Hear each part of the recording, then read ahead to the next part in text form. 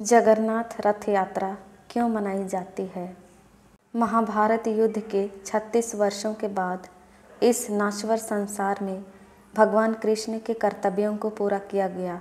वह इस दुनिया को छोड़ना चाहते थे और इसके लिए उन्होंने एक लीला का आयोजन किया। जारा नामक दीवार के बाण से वह प्राणघातक रूप से घायल हो गए थे। उनकी मृत्यु के बाद अर्जुन ने उनके शरीर का अंतिम संस्कार किया।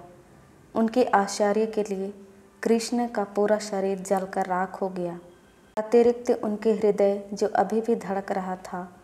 अर्जुन ने अपने मृतक मित्र, मार्गदर्शक और भगवान के प्रतीक के रूप में हृदय को अपने पास रखा।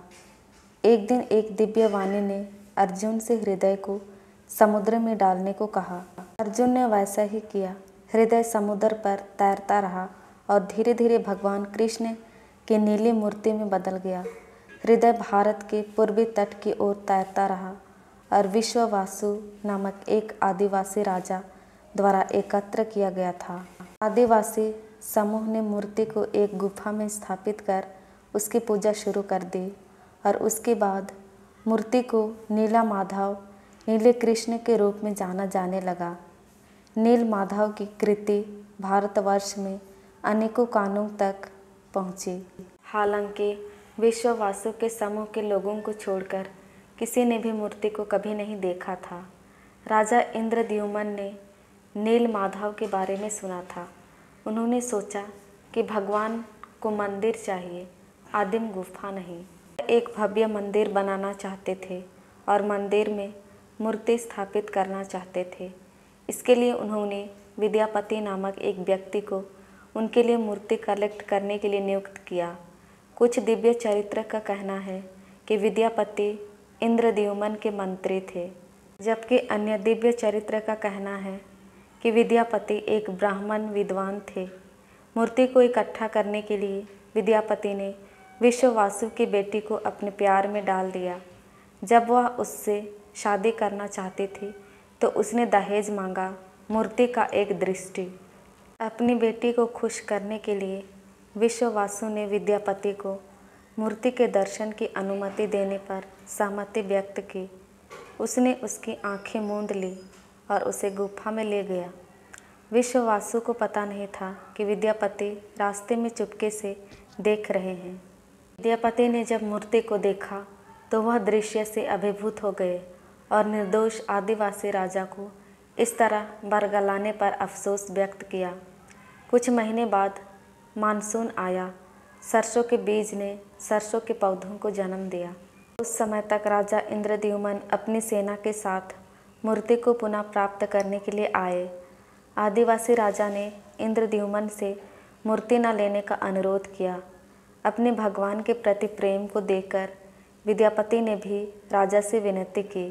राजा इंद्रद्युम्न ने उनके अनुरोध पर कोई ध्यान नहीं दिया और मूर्ति को लेने के लिए गुफा में पहुँचे।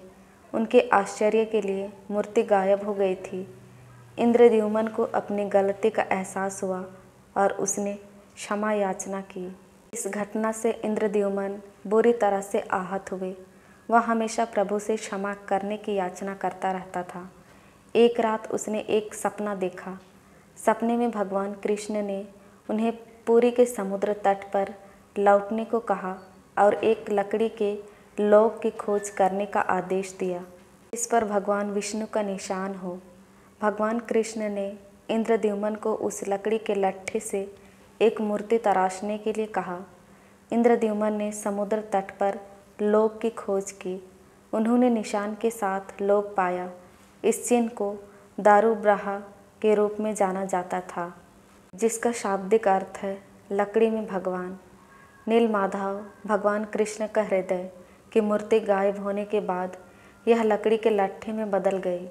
निशान भगवान कृष्ण का ही हृदय था। लोक को पुनः प्राप्त करने के बाद राजा इंद्रद्युम्न ने सक्षम मूर्तिकारों की खोज की जो भगवान विष्णु की मूर्ति को गढ़ सकते थे। उन्हें एक भी मूर्तिकार नहीं मिला जो लकड़ी को खरोच भी सके। एक दिन के बाद एक बूढ़ा आदमी इंद्रद्युम्न के पास आया। उसने कहा कि वह जंगल से मूर्तियों को तराश सकता है। हालांकि उनकी एक शर्त थी, वह मूर्तियों को एक बंद कमरे में गढ़ता था और किसी को भी उससे परेशान नहीं करना चाहिए। इस पर राजा राजी हो गया। मूर्तिकार ने अपना काम शुरू किया। राजा की पत्नी गुड़चिया प्रतिदिन दरवाजे पर कान लगाकर मूर्तिकार का काम सुनती थी। एक दिन उसे कुछ सुनाई नहीं दिया। उसे डर था कि मूर्तिकार बीमार पड़ गया होगा या उसे दौरा पड़ सकता है। वह दौड़कर राजा के पास गई और उसे अपने डर के बारे में बताया। दोनों दौड़कर कमरे में पहुँचे और दरवाज़ा खोला। के आश्चर्य के लिए मूर्तिकार वहाँ नहीं था और भगवान जगन्नाथ, भगवान बलभद्र और सुभद्रा की 3 अधूरी मूर्तियाँ वहाँ खड़ी थीं।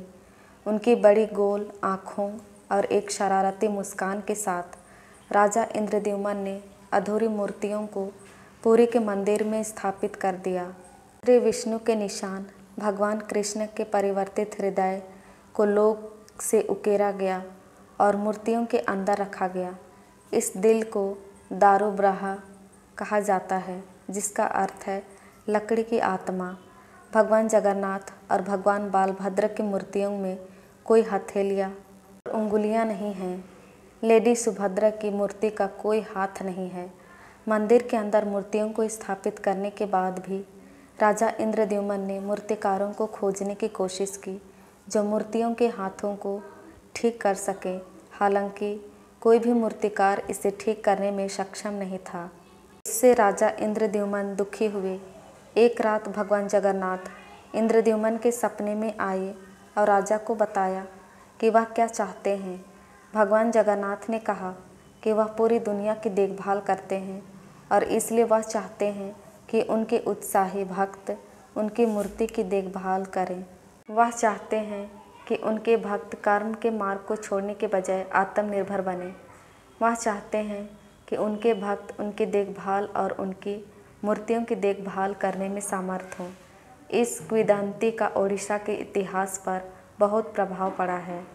इतिहास कहता है कई मुस्लिम आक्रमणकारियों ने भगवान जगन्नाथ के मंदिर को नष्ट करने की कोशिश की और कई बर्बर आक्रमणकारियों ने जगन्नाथ, बलभद्र और सुभद्रा की मूर्तियों को अपवित्र करने की कोशिश की, लेकिन कोई भी मूर्तियों को छूने में भी सफल नहीं हुआ। ओड़िया लोगों ने अपने भगवान की रक्षा के लिए अपना खून और अपना जीवन दिया था। भगवान जगन्नाथ आदिवासियों के देवता थे। यदि हम मूर्ति को देखें तो मूर्तियों में विशिष्ट विशेषताएं हैं, जैसे कि आदिवासी मूर्तियों में होती हैं। यह सांस्कृतिक विरासत के कारण है। ओडिशा उन प्रमुख राज्यों में से एक है जहां हमारे पास एक महत्वपूर्ण जनजातीय आबादी है। राज्य के सबसे पूजनीय देवता में आदिवासी मूर्तिकला का महत्व आदिवासी विरासत के महत्व को दर्शाता है। रथ यात्रा भगवान जगन्नाथ का वार्षिकार उत्सव है, जिसमें भगवान जगन्नाथ, भगवान बलभद्र और सुभद्रा जगन्नाथ मंदिर से 2 मील दूर गुड़ीचा मंदिर में रानी गुड़ीचा के दर्शन करते हैं। जगन्नाथ, बलभद्र और सुभद्रा अपने अपने रथों से गुड़ीचा मंदिर जाते हैं। जगन्नाथ के रथ को नंदी घोष या गरुड़ ध्वज या कपिल ध्वज कहा जाता है। बलभद्र का रथ तल ध्वज या लगल ध्वज है। सुभद्रा के रथ को दर्प दलन या देव दलन या पद्म ध्वज कहा जाता है। वार्षिकार उत्सव आषाढ़ माह के शुक्ल पक्ष के द्वितीय तिथि को होता है। गुड़ीचा मंदिर से लौटते समय भगवान जगन्नाथ मौसी माँ मंदिर अर्धशीनी देवी में विराजते हैं। 7 दिन रहने के बाद भगवान जगन्नाथ मंदिर लौट आए। चूँकि भगवान जगन्नाथ महालक्ष्मी को अपने साथ लिए बिना गुड़ीचा मंदिर जाते हैं, ऐसा माना जाता है कि महालक्ष्मी भगवान जगन्नाथ को श्राप देती हैं कि उस दिन बारिश होगी और भगवान जगन्नाथ भीग जाएंगे। ज़्यादातर समय कार उत्सव के दौरान वास्तव में बारिश होती है। जब भगवान जगन्नाथ अपने मंदिर में लौटते हैं तो माँ महालक्ष्मी उनसे नाराज़ रहती हैं और काफिले को मंदिर में प्रवेश करने से रोकने के लिए जय विजय द्वार को बंद कर देती हैं। उन्हें खुश करने के लिए भगवान जगन्नाथ उन्हें रसगुल्ला प्रदान करते हैं। इस रस्म को नीलाद्रि विजय के नाम से जाना जाता है। दोस्तों, जगन्नाथ रथ यात्रा क्यों मनाई जाती है, कथा आपको कैसी लगी, प्लीज़ कमेंट करके ज़रूर बताइएगा। और यदि चैनल में नए हैं तो प्लीज़ चैनल को लाइक, शेयर एंड सब्सक्राइब कीजिएगा, ताकि हम आपके लिए और अच्छी अच्छी कहानियाँ ला सकें। धन्यवाद।